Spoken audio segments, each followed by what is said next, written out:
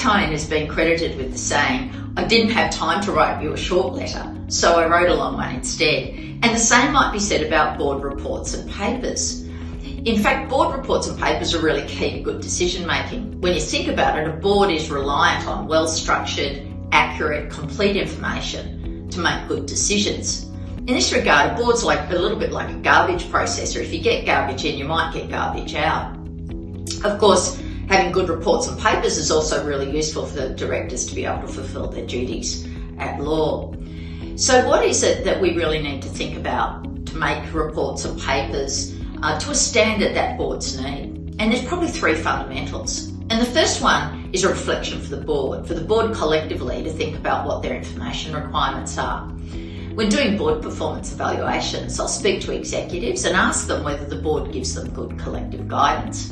The answer is often no. In fact, what I often hear from executives is that they get different information requirements from each individual director, and therefore they're constantly trying to adapt reports, feeling like they've never satisfied anyone's requirements properly, and probably spending too much time writing those papers and what they need to. So that leads into the second fundamental, and that is board and management should collectively sit down and the board give guidance on the key reports and templates that it needs. So the structure for reports might be, for example, the CEO's report, the CFO's report, workplace health and safety and risk, where the board says this is largely the sort of narrative, the sort of data, the sort of headings that we want management to address. Similarly, the board should set out its standard board briefing paper template, and this again should have headings so that any management team member is able to readily complete a paper using those headings as a guide.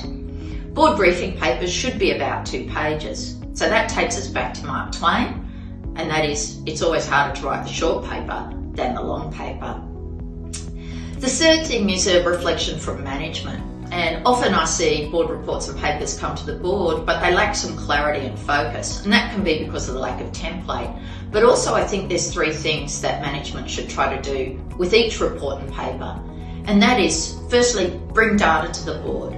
Secondly, tell the board what that data means. What's the analysis that management's made of that data? And thirdly, what management proposes to do as a result, or what the management needs the board's guidance on for next steps. It's a bit like those reflective questions. What? So what? Now what? Of course, writing board papers is a skill and it requires practice, and having a good company secretary to help with quality assurance is also important. But that's a topic for another day.